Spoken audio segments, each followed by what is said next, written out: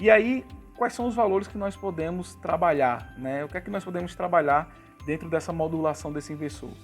Por exemplo, se eu aumentar aqui a frequência de chaveamento, 1 kHz, como o meu chaveamento vai aumentar, ou seja, eu vou ter mais chaveamento aqui nesse intervalo, observe que a minha corrente já ficou bem mais próxima aqui de uma senoide. Ou seja, porque o tempo dele carregar e descarregar a corrente se torna mais curto. Cada vez que eu aumento essa frequência, eu vou colocar 10 kHz agora,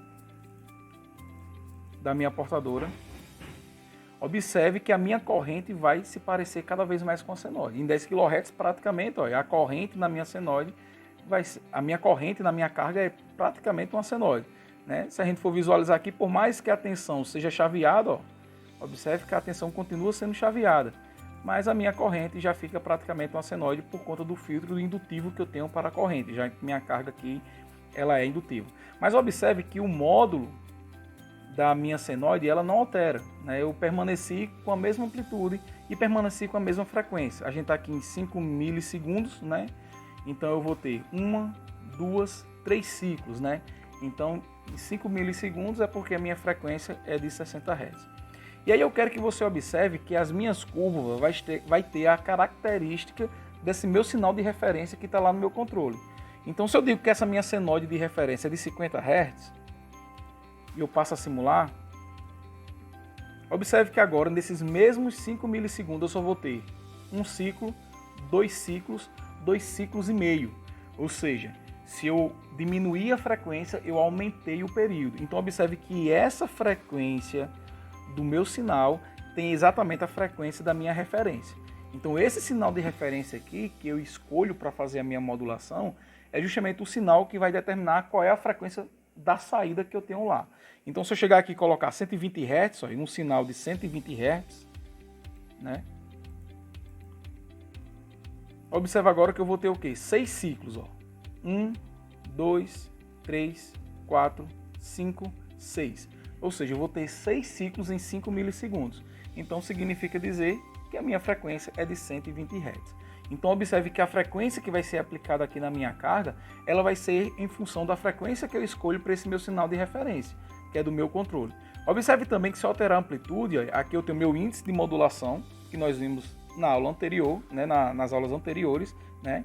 Eu tenho 50 volts, que vai ser a minha amplitude, que é metade do barramento, para essa estrutura aí de meia ponte, né, para esse meu inversor de meia ponte. Então a amplitude da minha triangular vai ser de 50 volts, e aqui eu tenho um índice de modulação 0,9. Se eu escolher esse índice de modulação igual a 1, significa dizer que o valor máximo, né, da minha senoide vai ser proporcional aí, vai ser exatamente igual ao valor máximo do barramento. Então se a gente for simular, observa aqui que a senoide aumentou, né, a amplitude da senoide ficou maior. Vamos diminuir aqui pela metade, ou seja, botar 0,5, né? 0,5.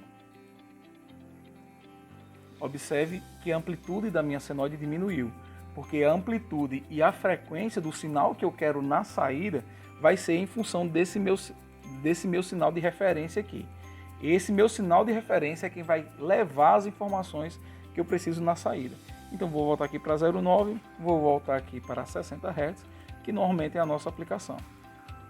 Então quando eu simular, pronto, voltei lá. E observe que quanto maior a frequência, mais próximo da senoide eu já tenho na minha corrente em função da tensão. A tensão continua sendo chaveada, mas eu consigo ter corrente, né? E essas variações é o que vai fazer com que o meu inversor simule.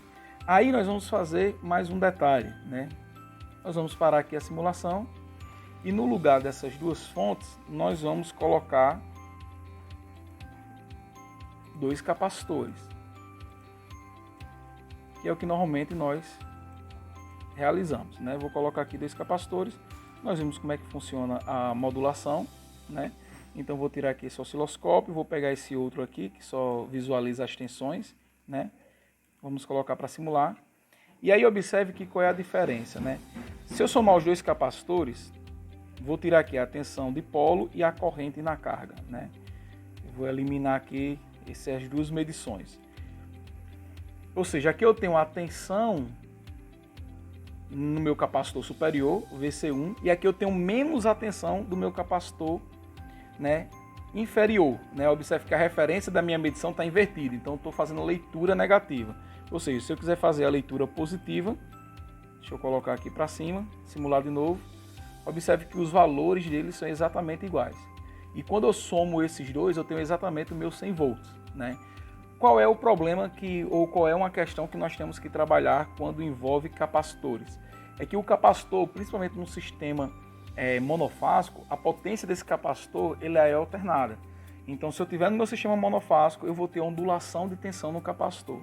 E aí, quando eu visualizo a tensão de polo, né? Vamos visualizar aqui a tensão de polo. Observe que ela vai ser ondulada, né? Deixa eu diminuir aqui a frequência para ficar mais fácil de visualizar o chaveamento. Vou voltar aqui para 720 Hz, que é para a gente visualizar. E aqui eu vou pegar a leitura negativa, só para eu ficar uma marcação de uma tensão em cima e uma marcação de uma tensão aqui embaixo. Né? Então observe que a minha tensão na carga, na saída, é a tensão chaveada. Né?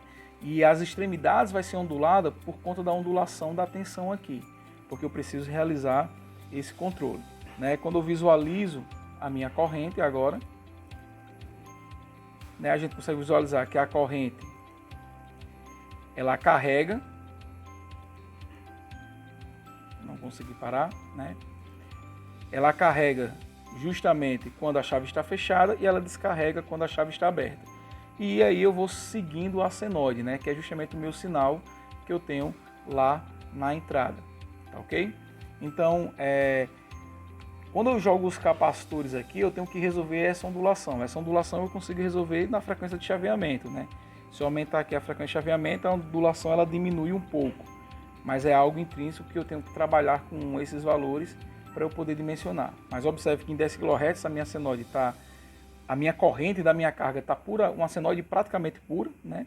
Se a gente for dar o zoom, a gente vai ver que é uma corrente chaveada, ó, tem vários dentes nela, é uma corrente chaveada, né? Só para a gente visualizar aqui melhor esse chaveamento, né? Vamos fazer aqui a leitura da medição da tensão de polo e a leitura da corrente. Se a gente for dar o zoom aqui, ó, na corrente, você vai ver que a corrente, dá um zoom melhor, pronto. Cada vez que a chave está fechada, a corrente carrega, quando a chave está aberta, a corrente descarrega. E aí vai sucessivamente até a gente formar a nossa corrente aqui chaveada. Observe que ela tem vários dentinhos, mas ela fica melhor.